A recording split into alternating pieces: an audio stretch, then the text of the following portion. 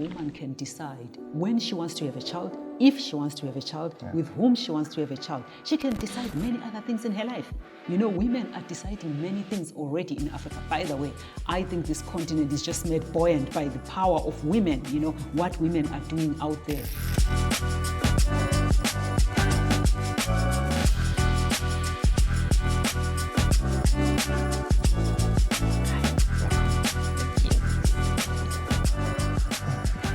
All right, so good afternoon, Dr. Samu.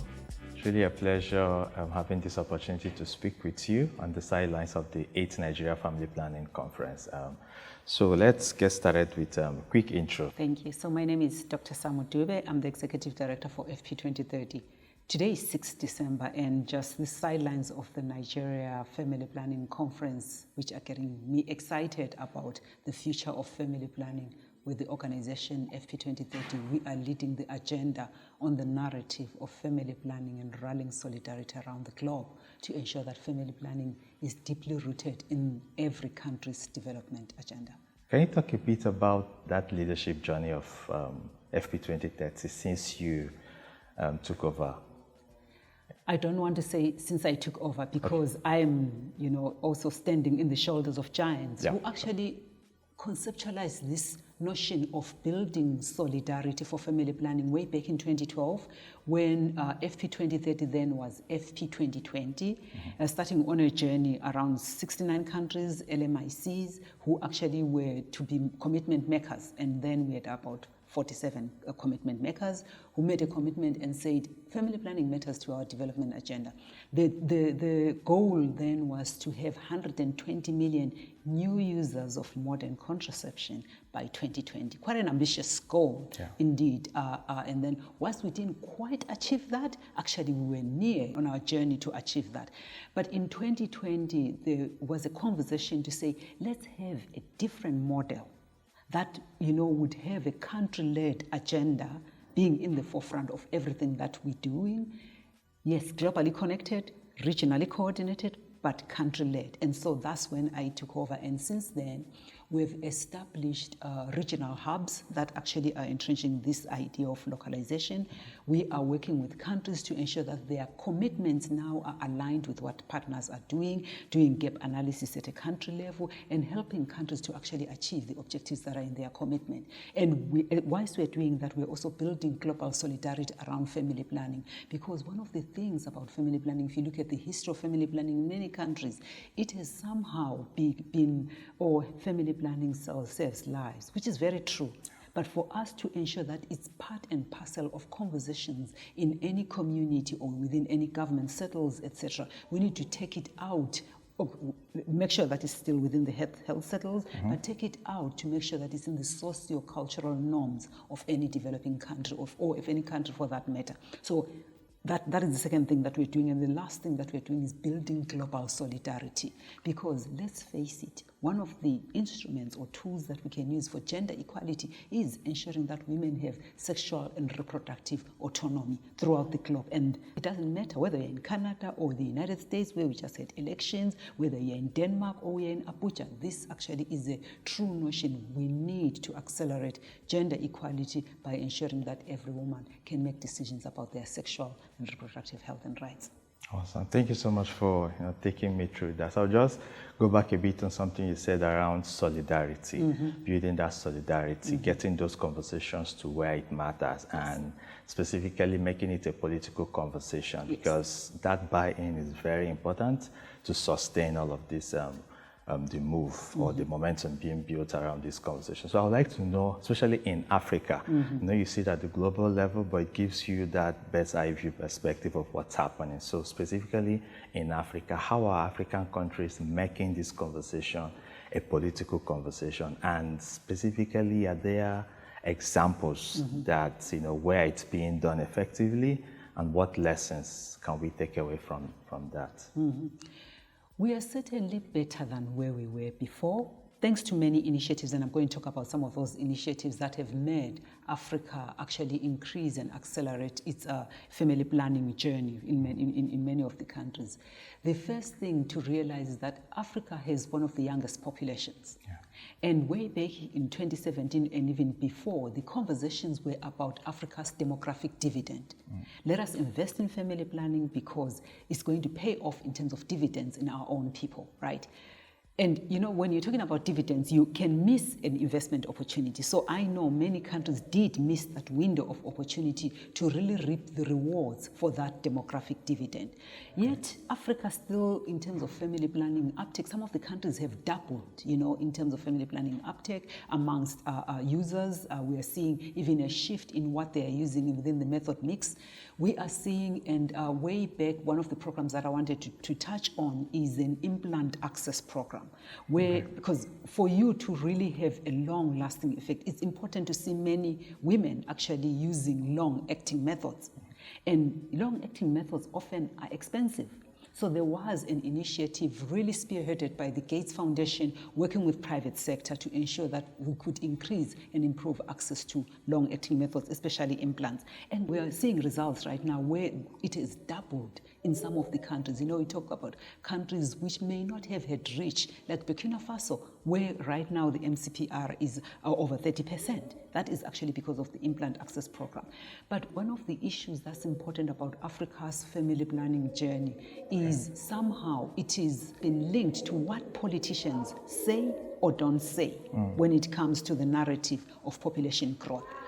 Countries that have accelerated that journey really have great political buy-in at the highest level. Take Rwanda, for example. In Rwanda, we are seeing a great uptake, especially postpartum family planning. It's a leader around postpartum family planning, post-abortion care, because the leader is very clear that for us to really move the agenda on family planning, we need to actually ensure that all our primary healthcare facilities have got access, even at a community level, the conversation changes. It's not just a health issue, it is a development issue. Countries in sub-Saharan Africa, mainly, you know, Botswana, Namibia, really are, again, leaders over 50% in terms of modern contraceptive uptake. Where we are still falling short is about uptake amongst young people. So teenage pregnancy in many countries is still high. We need to ensure that young people, we still invest in young people, and we regress because of the policies that we are seeing that sort of, you know, hinder access, complete access to contraception for young people, maybe because of our conservative values or because of many, you know, policies that say, you know, we should allow this to be in the mainstream and not this, and the backwards, I call it backsliding in comprehensive sexuality education in many countries. So we're seeing there we're still lagging behind in many countries. But overall, Africa is doing okay. But I would love for us to accelerate that journey. We don't necessarily have time. For us to attain sustainable development goals, we do need our politicians, our statesmen, our political leaders to take this like into the core development dialogues that they are having with their cabinets, with their members of parliament, and even with some of the bilateral institutions when they are talking about building a dam or whatever. You know, it shouldn't be more important than ensuring that women have access to family planning and contraception. One of the strategies that FP2030 put in place was around shifting power, was the regional hubs, creation of the regional hubs, so that those regions can prioritize, you know, issues that are dear to them and help be at the front of leading those conversations. So I would like to know, again, the whole idea of this is to promote cross-learning. What can we learn from each other? So from those regional hubs that have been created, and you now have hubs in different, I know Nigeria is for West Africa, it's located in Nigeria. Yes, Northwest Central Africa. It's in Kenya. So looking at all of those since the implementation of that strategy, who do you think is doing, you know, is leading that journey or that conversation so that others can learn from? Just to correct you, the East and Southern Africa Hub is based in Nairobi in Kenya. Yes. And then Abuja is Northwest Central Africa Hub. And you know that this hub where we are today has got 33 countries that they are looking after. So yes, we are talking about the localization, but still it's vast. You know, the region is vast and the need here in the region is vast. The idea around localization was to ensure that we can be closer to the countries. The proximity, so now we are seeing that proximity advantage. You could curate a conversation that's different when you are in Nigeria versus when you are in Washington, D.C. It's easier to communicate and to even be on the ground with the needs. But it's also easier to see patterns that can help you foster learning amongst countries. For example, we were in DRC in August, and DRC hosted Central African Republic, Cameroon, I think Burundi, and Chad, in DRC to say, let's learn from each other. We've got similar challenges around conflict, around low MCPR, around all these issues. I think we can learn, plan, strategize together, and make this happen. So that is starting to happen. And at any given time, my team, they are working with governments. They are in the country. At any given time, that's the advantage of having this localized approach for family planning.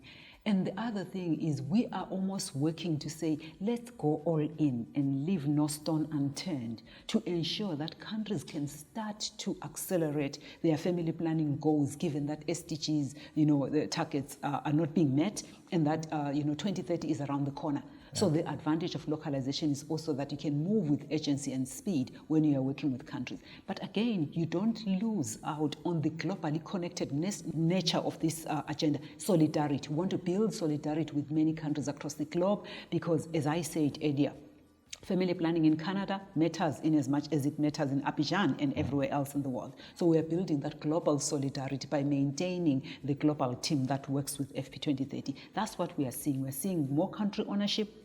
We are seeing the regional South-to-South learning. We are also seeing that we are still part of that family that wants to see family planning as a key and pivotal part of development. Yeah.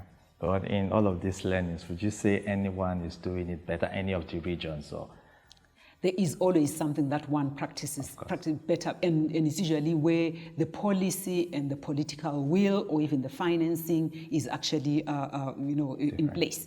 One of the things that I've seen, I think more than 50% of the times, if you've got political will, things start to happen. Okay. And I gave an example of where Rwanda, we're seeing like a leader in the pack around, postpartum family planning, ensuring that when women, after they give birth, they do have access to family planning. They are a leader and they've institutionalized that approach within their primary healthcare system, within their secondary healthcare system, and their whole maternal, neonatal, and child health system. So they've done that very well. There are pockets of excellence as well when you go to many countries where, when you see the numbers, you go to Kenya, it's very heterogeneous because in Nairobi, for example, you can see MCPR that is shooting close to 70-something, but yet when you go to areas that are in the periphery even of Nairobi, you see a low uptake of family planning. So we're seeing these pockets of excellence. But I'll tell you one thing that I really trust in this.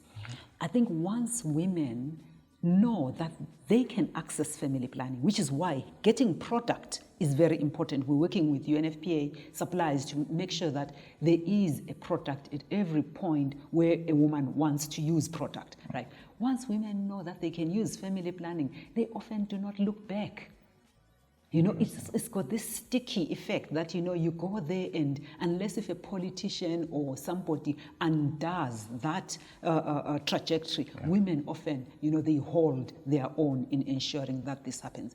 We are also seeing countries that signed up with UNFPA supplies in their compacts to ensure that product is delivered. We're seeing countries like Madagascar putting a lot of money in family planning. They are actually one of the leaders in ensuring domestic resource mobilization and financing for family planning. Yes, we are also uploading Nigeria recently because they did release money that is going to commodities for family planning. So something is happening in the family planning space that I know once we get to a certain tipping point, I trust women and I trust that they will not look back. Speaking of women, and so something you said earlier around framing the whole family planning conversation around beyond just family planning to the bigger development conversation and context, and we're seeing a lot of that happening, especially tying it to how it impacts on maternal health. So my question would be, how is that playing out in the continent? Because of course we're focusing on Africa for now. How is that playing out? Are there countries where this integration is happening effectively that others can learn from? The evidence and data is clear. Where there is high family planning uptake, you are seeing, a reduction in maternal mortality. Absolutely. We've got evidence to show that. Where we're trying to change the narrative is that, yes, it's good, we should maintain that, but it's not enough. We need to ensure that now family planning is seen as now women can finish education. Girls can actually go to school, go to college, and enter the workforce, empowered, skilled with the tools that the country needs for development. Not only that, we are saying that when a woman can decide when she wants to have a child, if she wants to have a child, with whom she wants to have a child, she can decide many other things in her life. Women are deciding many things already in Africa. By the way, I think this continent is just made buoyant by the power of women, what women are doing out there. And we are sitting here in Nigerian soil. The leadership in entrepreneurship is coming from Nigeria. And we know Nigeria is really set to be one of the biggest economies in Africa, and women are at the center stage of making that happen. So why not empower them and ensure that they've got that reproductive power to make those decisions globally and out there? My other hope, and where I'm also putting my money, is on young people. Young people are also changing this narrative that, when I take contraception or an injectable or whatever, it's not that I'm preventing death. I'm not preventing my own death. I want to make decisions about my own life, my own future. So young people are also changing that narrative that this is just for birth spacing, etc. They are saying this is to allow me to finish college. This is to allow me to actually be promoted at work. This is to allow me to have a different trajectory and a different conversation in my life, which is enabled by family planning.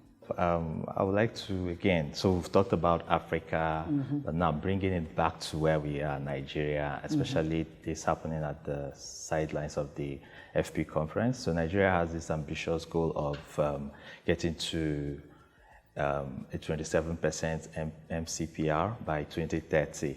But again, it's one thing to have an ambition, it's another thing to put in strategies to get to that point. So from what you've heard so far, the conversations you've been part of, the engagements you've been part of, what are some of the strategies or tips or insights you think the government really needs to put their legs down and work towards to get to that ambitious goal? One thing that I like about Nigeria and what the current coordinating minister of health, Dr. Pate, is saying is that, can we have one conversation? Can we have one plan, right? Can we have one voice around this? And we even measure the same thing. That is a good unifying force, because at least at a federal level, there will be that plan. And that plan is through the FP2030 commitment, is through the compacts that the country has signed, is through the swap. Actually, there is a plan there. But you and I also know that action happens at a state level. So what I am seeing Nigeria do is to get, first we need governors on board. So if you're a governor, you're listening to this conversation, we need you on board to get Nigeria really on the map. We need governors to believe that this is not a population control thing. This is a development thing. Because people still use the language population control. No, this is a development investment. So as they are investing in family planning, they're investing in the quality of human capital of their states. And that is an important message. So I think the message that we're seeing at a federal level needs to permeate to state level, where governors are taking this as a message that they can never trade off when it comes to maybe even political decision making or campaigns, etc. That's one story. Nigeria, if you're looking even up north in Kanu, etc., we need to be talking to religious leaders to ensure that many of them are still gatekeepers of this agenda, but bringing them on board, we're starting to see results. We're seeing them actually saying, we care too. We care about the health of our women. We care about the future of our children. And as they are coming on board, we are actually seeing traction. And states like Sokoto, etc., we are seeing, traction because of that leadership. So we need religious leaders to also come on board. We need governors, but we also, we say in my field, no product, no program. We need more than 4 million from the government to ensure that we do have product in Nigeria. Because if women go to clinics and they do not find what they are looking for, are they going to go back? Probably not. I think they will not go back. So we need to ensure that we invest in programs, and the 1% that the government had agreed on, I think could go a long way. Lastly, I do not think we are going to win as long as we exclude young people.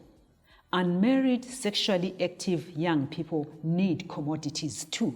And I think it's a group that we need to be catering for, we need to be counting, and we need to be making sure that services are out there that they need. And how do you get there? Ensuring that there is no provider bias. Providers who are actually, when women go there and like, yeah, I'm not married, why do you want contraception if you're not married? But actually people are sexually active even when they are not married. And the other thing is like, child marriage. We still have high rates of child marriage in Nigeria. And if we could ensure that people can delay even their first birth or even delay their second birth and can do other things with their lives that would enable them to have a living. And family planning comes in even in those spaces. I'm proud of where Nigeria is going. There are all these seeds that are mushrooming around of success.